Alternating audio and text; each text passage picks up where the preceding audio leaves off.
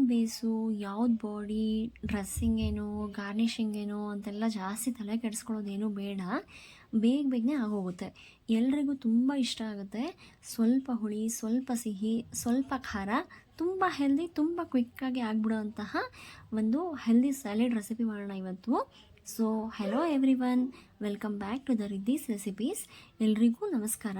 ಈಗ recipe start ಮಾಡೋಣ. ಮೊದಲಿಗೆ ಒಂದು 1/4 kg ಗೆಣಸನ್ನು ತೊಳೆದು ನೀಟಾಗಿ ಸಿಪ್ಪೆ ಸುಲಿದು ಹೆಚ್ಚಿಟ್ಕೊಂಡಿದ್ದೀನಿ. ಹೆಚ್ಚಿ ಅದನ್ನು ನೀರಲ್ಲಿ ಹಾಕಿಟ್ಕೊಂಡಿದ್ದೀನಿ. ನೀರಲ್ಲಿ ಹಾಕಿಲ್ಲ ಅಂದರೆ ಕಪ್ಪಗಾಗ್ಬಿಡುತ್ತಲ್ವ, ಅದಕ್ಕೋಸ್ಕರ ಈಗ ಒಂದು ಬಾಣಲೆಯಲ್ಲಿ ಸ್ವಲ್ಪ ತುಪ್ಪ ಹಾಕ್ಕೊಂಡಿದ್ದೆ. ಅದಕ್ಕೆ ಈ ಹೆಚ್ಚಿರುವಂತಹ ಸ್ವೀಟ್ ಪೊಟ್ಯಾಟೋನ ಮಿಕ್ಸ್ ಮಾಡ್ಕೊಳ್ತಾ ಇದ್ದೀನಿ. ಇದರಲ್ಲಿ ಒಂದು 2 ನಿಮಿಷ ಫ್ರೈ ಮಾಡ್ಕೊಳ್ಳೋಣ ತುಪ್ಪದಲ್ಲಿ. ಈ ರೀತಿ ಫ್ರೈ ಮಾಡ್ಕೊಳ್ಳೋದ್ರಿಂದ ಸ್ವೀಟ್ ಪೊಟ್ಯಾಟೋದು ಸ್ವೀಟ್ನೆಸ್ ಹಾಗೆ ಉಳ್ಕೊಳ್ಳುತ್ತೆ. ನಾವು ಕುಕ್ಕರಲ್ಲಿ ಬೇಯಿಸಿ ಹಾಕೋದ್ರಿಂದ ಆವಾಗ ಅದು ಸ್ವಲ್ಪ ಸ್ವೀಟ್ನೆಸ್ ಹೋಗ್ಬಿಡುತ್ತೆ, ಒಂಥರ ತೊಳೆದಂಗೆ ಆಗ್ಬಿಡುತ್ತದು, ಅಷ್ಟು ರುಚಿಯಾಗಿರಲ್ಲ. ಈ ರೀತಿ ತುಪ್ಪದಲ್ಲಿ ಬೇಯಿಸಿ ಒಂದು ಸ್ವಲ್ಪ ನೀರು ಹಾಕಿ ಒಂದು ಸುಮ್ಮನೆ 2 ಸ್ಪೂನಷ್ಟು ತುಪ್ಪ ಹಾಕಿ ಇಟ್ಟಿದ್ದೆ. ನೋಡಿ, ಇದೊಂದು 2-3 ನಿಮಿಷದಲ್ಲಿ ಬೆಂದ್ಬಿಟ್ಟಿದೆ. ತುಂಬ ರುಚಿಯಾಗಿರುತ್ತೆ. ಸ್ವೀಟ್ ಪೊಟ್ಯಾಟೋದು ಸ್ವೀಟ್ನೆಸ್ ಹಾಗೆ ಉಳ್ಕೊಳ್ಳುತ್ತೆ. ಸೊ ಈ ರೀತಿ ಮಾಡ್ಕೊಳ್ಳೋದು. ಈಗ ಇದು ಸ್ವಲ್ಪ ತಣ್ಣಗಾಗಲಿ ಅಂತ ಸೈಡಲ್ಲಿ ಇಡ್ತಾ ಇದ್ದೀನಿ. ಇದು ತಣ್ಣಗಾಗೋಷ್ಟರಲ್ಲಿ ಸ್ವಲ್ಪ ಸೈಡಲ್ಲಿ ಒಗ್ಗರಣೆ ಮಾಡ್ಕೊಳ್ಳೋಣ.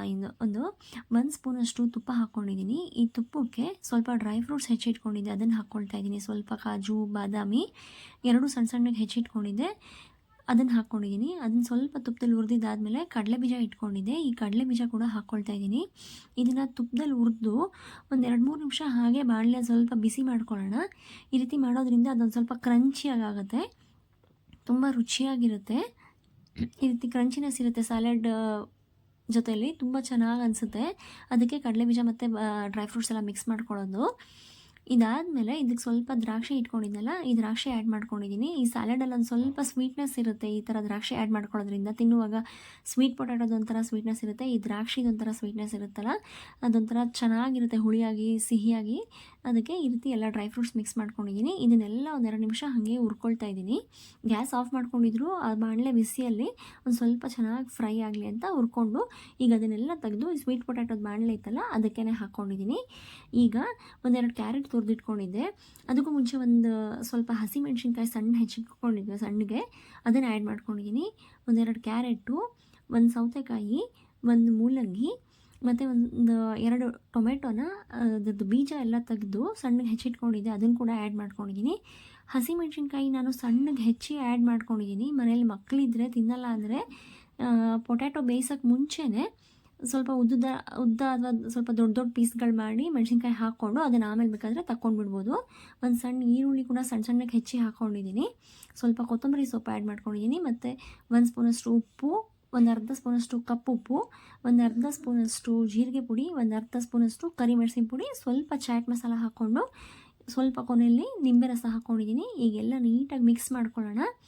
ಎಲ್ಲ ನೀಟಾಗಿ ಮಿಕ್ಸ್ ಮಾಡಿಕೊಂಡ್ರೆ ನಮ್ಮ ಸ್ಯಾಲೆಡ್ ರೆಡಿಯಾಗಿದೆ. ಈ ಸ್ಯಾಲೆಡಲ್ಲಿ ಸ್ವೀಟ್ ಪೊಟ್ಯಾಟೊ ಸ್ವೀಟ್ನೆಸ್ಸು, ದ್ರಾಕ್ಷಿ ಸ್ವೀಟ್ನೆಸ್ ಇರುತ್ತೆ, ಮತ್ತು ಹಸಿಮೆಣ್ಸಿನ್ಕಾಯಿ ಹಾಕಿರೋದು ಅದರದ್ದು ಖಾರ, ಕರಿಮೆಣಸು ಹಾಕಿರೋದ್ರದ್ದು ಖಾರ, ಒಂದು ಸ್ವಲ್ಪ ಸಿಹಿ, ಸ್ವಲ್ಪ ಖಾರ, ತುಂಬ ರುಚಿಯಾಗಿರುತ್ತೆ.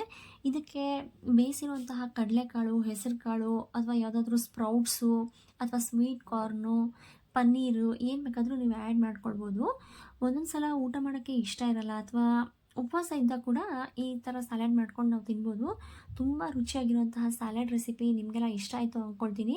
ತುಂಬ ಏನು ತಂಟೆ ತಕರಾರಿಲ್ಲ, ಬೇಗ ಆಗಿಬಿಡುತ್ತೆ. ಇದನ್ನು ಕೊನೆಯಲ್ಲಿ ಒಂದು ಸ್ವಲ್ಪ ಪುದೀನ ಎಲೆ ಇಟ್ಕೊಂಡು ಗಾರ್ನಿಷ್ ಮಾಡ್ಕೊಳ್ತಾ ಇದ್ದೀನಿ. ತುಂಬ ರುಚಿಯಾಗಿರುವಂತಹ ಸ್ಯಾಲೆಡ್ ರೆಡಿಯಾಗಿದೆ. ನಿಮ್ಗೆ ಇದೇ ಥರ ಇನ್ನೂ ಸ್ಯಾಲೆಡ್ ರೆಸಿಪೀಸ್ ಕಲಿಬೇಕು ಅಂತ ಆಸೆ ಇದ್ದರೆ ತುಂಬ ಸ್ಯಾಲೆಡ್ಸ್ ಇರುತ್ತೆ ಫ್ರೆಂಡ್ಸ್. ಈಗೆಲ್ಲ ಡಯಟ್ ಫಾಲೋ ಮಾಡ್ತಾ ಇರೋರೆಲ್ಲ ಇರ್ತಾರಲ್ಲ, ಅಥವಾ ನಾವು ಸಣ್ಣ ಆಗಬೇಕು ಅಂತಿದ್ರೆ ಈ ಥರ ಸ್ಯಾಲೆಡ್ ಒಂದು ತಿಂದರೆ ಇದು ಆಲ್ಮೋಸ್ಟ್ ಫುಲ್ ಮೀಲ್ ಇದ್ದಂಗೆ ಇದು. ಈ ಥರ ಇನ್ನೂ ರೆಸಿಪೀಸ್ ನೋಡೋಕೆ ಆಸೆ ಇದ್ದರೆ ನಮ್ಮ ಚಾನಲ್ನ ಸಬ್ಸ್ಕ್ರೈಬ್ ಮಾಡ್ಕೊಳ್ಳಿ. Thank you for watching.